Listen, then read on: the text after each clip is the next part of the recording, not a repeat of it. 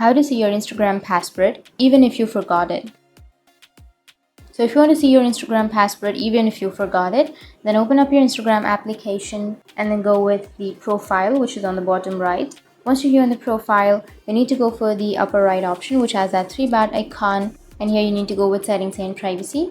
Under settings and privacy, go with the account center option. Under account center, you need to scroll down and go with password and security. Under password and security, now you need to go with saved login, and you need to choose the Instagram account.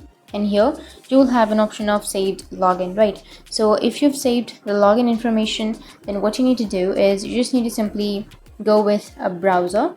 So you can open up a browser. I'll be choosing a Chrome browser. Once you've opened the browser, now you need to simply go with a search and search for Instagram login. Once you search, it will take you to the Instagram login page.